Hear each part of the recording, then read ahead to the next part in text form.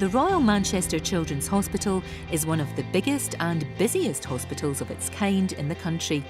Coming up, a groundbreaking operation that could help 5-year-old Brooke hear properly for the first time in her life. In 6 months' time, she'll be a different child, which is, amazing, really. 11-month-old Maya's rushed into A&E after a nasty fall. Scar. Good question. And 7-year-old Hannah finds out how well the bones in her neck have healed following major surgery on her spine.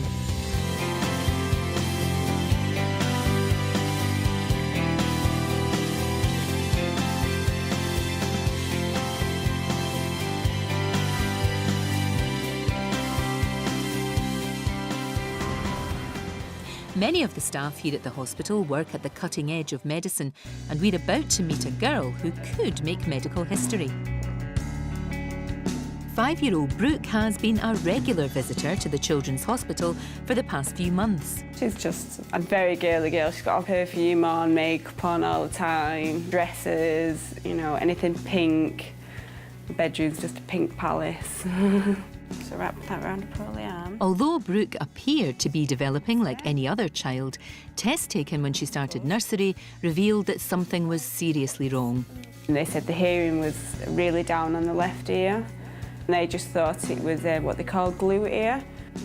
But when Brooke was referred to the Children's Hospital, doctors discovered that she was effectively deaf in her left ear. We just thought she was just being selective about what she wanted to hear. And she just liked having the music on full blast and, the telly on really loud. So it was a real shock. So all I need you to do is listen and point to the right thing, OK? Brooke is now under the care of the hospital's ear, nose and throat department. Audiologist Rachel Andrew has been working closely with her to assess the true impact of her hearing loss. Point to the cup. Which one was it, Brooke? Do you know? No, that's all right. Keep listening for me. She's missing out at school. Her concentration is intermittent. It can actually affect your ability to develop language. It can affect your ability to socialise. It's going to affect her throughout her life. Can you press that button for me? Excellent. But now, thanks to the Children's Hospital, help is at hand. ENT surgeon Kevin Green has 17 years' experience transforming the lives of children with hearing loss. Brooke has got a condition where her left ear canal hasn't formed.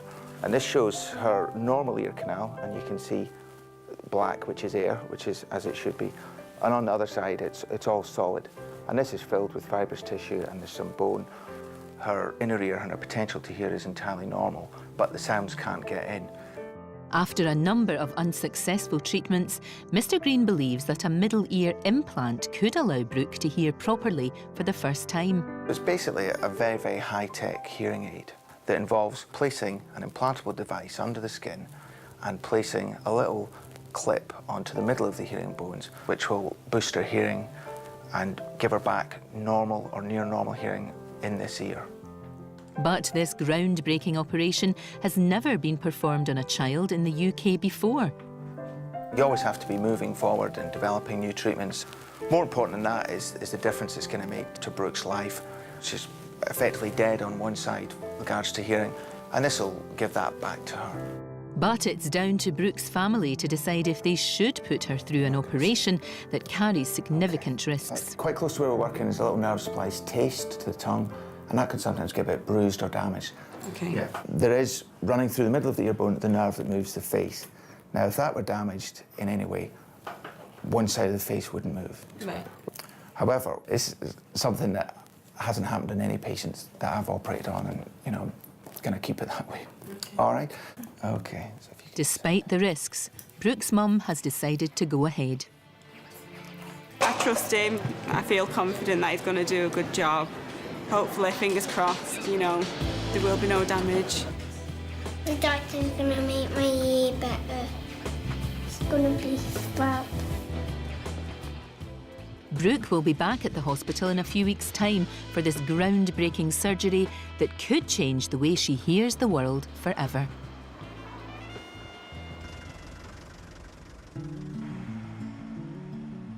Downstairs in the hospital's 24-hour A&E department, 11-month-old Maya's just arrived after giving her parents the fright of their lives. She's into climbing at the minute, and I saw her on top of the Lego box, and as I went to grab her, she slipped and banged her head on the radiator. So she cried, then I cried, rang him at work. Well, I was told the blood was gushing everywhere, so I stopped what I was doing and drove back. Luckily, Professor Simon Carley has years of experience in calming anxious parents and frightened patients. Sorry about that, little lady. The eye looks as if it's OK, from my point of view. OK. So it's just the top layer of skin. It also means we don't have to stitch it. Cool. Probably just a little dab of glue or maybe even a steri-strip just to bring the two edges of the skin together, and that will heal lovely. Will it scar? Ah, good question. Yes and no. When it first heals, you look at it for the next couple of months and go, oh no, that's terrible, because it'll leave a little sort of pink mark. Mm-hmm. And then very rapidly that will just fade away, get smaller and smaller. I'm sure by the time that she's interested in boys, you won't be able to see it. Lovely. That's good, isn't it? Yep. Maya's parents' fears are allayed, and all her cut needs now is a good clean and some simple steri-strips. I think people are generally more worried about the girls than the boys. Never really figured that one out. I'm sure the boys are just as concerned about facial scars as the girls when they get older, but 6 months down the line, I think Mum and Dad will be quite happy that that will have healed beautifully. Thank you. Mum and Dad can breathe a sigh of relief. Well, at least for now. Just hope we're not here again in a few weeks. We'll have to stop doing rugby tackles off toy boxes. What are you?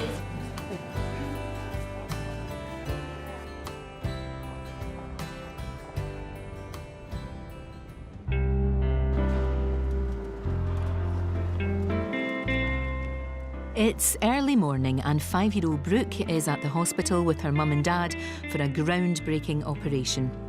She's unable to hear in her left ear and is struggling in all areas of her life, especially at school. It's going to change her life, really. She's going to be able to hear completely. She's, you know, amazing, really. Is that there for me? We're waiting on with first. Brooke's going to have an implant fitted into her middle ear, which should enable her to hear properly for the first time. This cutting-edge operation has never been carried out on a child in the UK before, until today. Just really nervous for her. I don't know, it's quite a big thing, really. And it's something we've, elected for her to have as well. We've made that decision to put her through it. It's a big day for everybody, including ENT surgeon Kevin Green, who's pioneering the operation here at the hospital. Hello. You okay? It's a first for this country, but every operation that you do, whether you think it's a routine operation or not, is the most important operation that day for whoever's having it. Brooke, can I just draw a little arrow on you, darling? But with a host of risks that include facial paralysis, this operation is nerve-wracking for all involved. Do you want to ask anything? No, she's more interested in her colouring in, isn't she? There are some risks that are quite scary. If the operation went wrong or there was a problem, then that could have profound implications for Brooke and her family.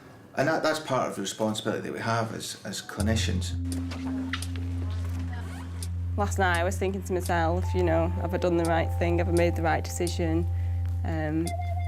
But it's going to make her future a lot better. In 6 months' time, she'll be a different child. You'll sit on here on your own? No, you sit on Daddy's neck, so if you could put her legs that way. That's it. That's a good girl, aren't you? Daddy. Okay. That's a good girl. Well done. That's Brooke will be reunited with her family in a few hours' time. If all goes well, the operation will earn her a place in medical history.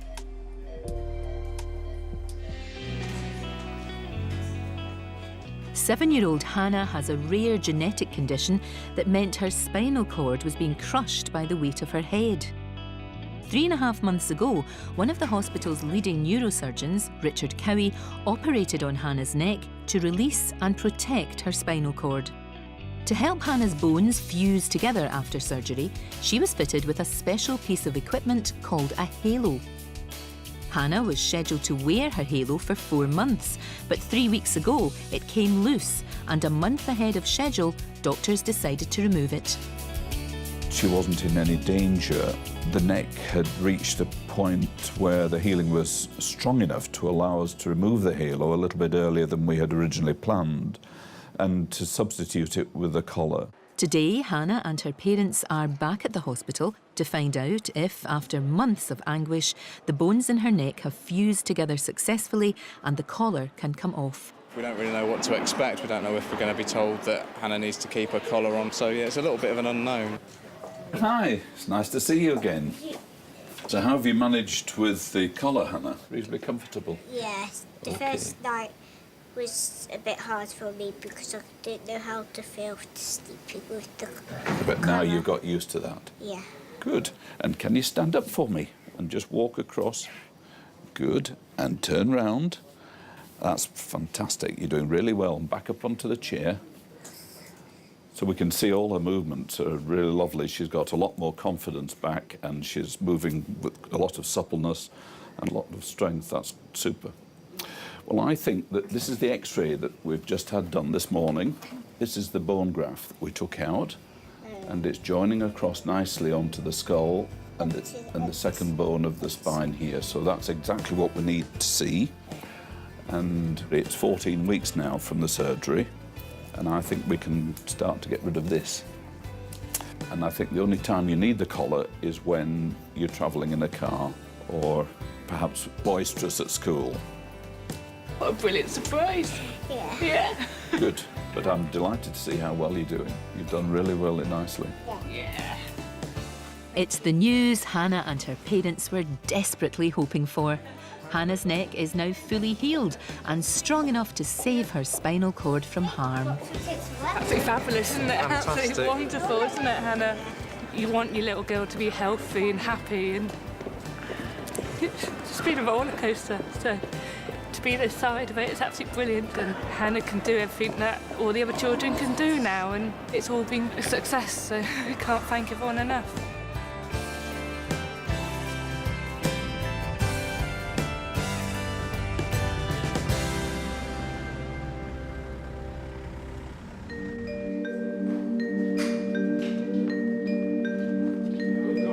Down in Theatre 23, medical history is being made. 5-year-old Brooke, who's deaf in one ear, is about to become the first child in the UK to have a middle ear implant. If it works, she'll be able to hear properly for the first time in her life. You know, it's the biggest decision we've had to make as parents. But by doing this, we're giving a life back to her. This pioneering operation is being carried out by ENT surgeon Kevin Green, who's passionate about the possible benefits. I think this operation will change her life.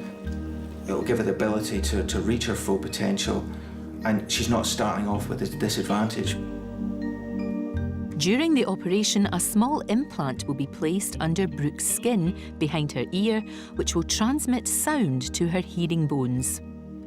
But this is risky surgery. Running through the middle of the ear bone is the nerve that moves the face, and if that were damaged, then one side of Brooke's face would be paralysed, and we will be monitoring the nerve while Brooke's asleep. OK, so I'm going to start, Steve. Mr. Green begins by drilling through Brooke's skull into the middle ear. So what I'm doing here is drilling through the mastoid. This is like a honeycomb of bone. He now needs to uncover the 3 tiny hearing bones where he plans to attach the implant. This innermost bone is the bone that transmits the sounds to the inner ear. And just to the right of my needle is the facial nerve.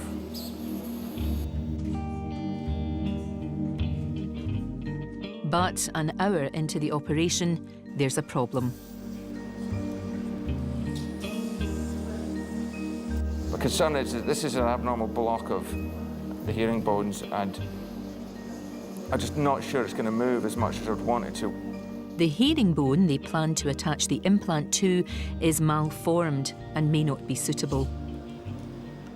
Mr. Green needs to think quickly to find a solution. This little clip, if I modify it slightly, will go on I'll just have to reshape it slightly.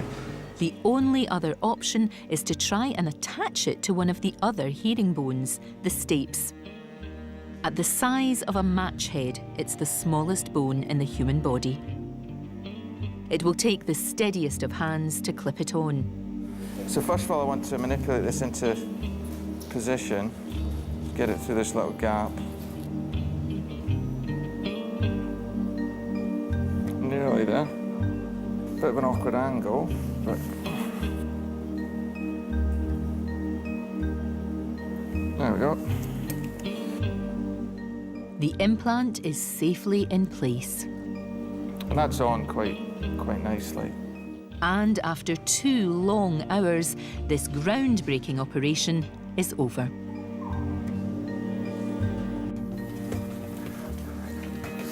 Hi, we're all done. Good. Okay, everything's gone very well. It was a little bit more difficult than I expected, but, you know, it'll work just the same. I've checked the facial nerve and that's absolutely fine, so I'll go back and check everything's okay. And I'll see you later on. Thank you. All right, good. Nice. All right. Okay. Good girl. It's a big relief now. Hopefully, you know, everything will have been worthwhile. In 4 weeks' time, Brooke's implant will be switched on for the first time. If it's worked, she could soon be hearing the world very differently.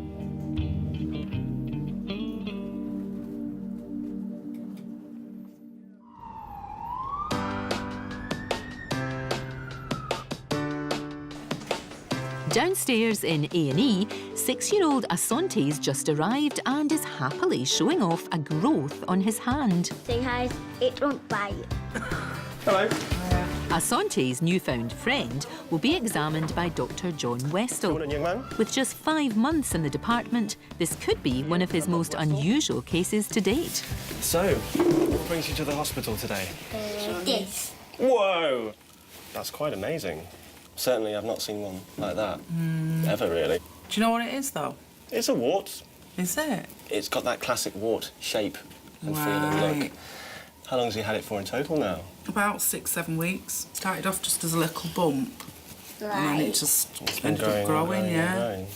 How come it's grown so quick? Because I thought warts quite slow to grow, but...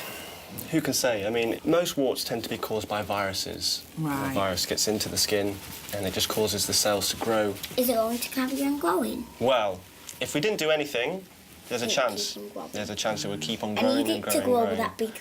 I want the record book to get me in because I've got the biggest wart ever. Most warts respond well to a special ointment or disappear of their own accord. But sadly for Asante, because of its super size, his needs drastic action. It needs to come off. Yeah. And I don't think creams are going to... No, do it. The specialty that deals with this is the plastic surgeons. Yeah. It's most likely with some local anaesthetic just to numb the area. And with you not looking, they whip it off. The hospital's plastic surgeons will need to remove the wart at a later date. But Asante's keen to hang on to it. I want to keep it as a souvenir. I want to start collecting the weird stuff. I have never seen a wart quite so big in all my life. And I don't think I'll see another one for quite a long time.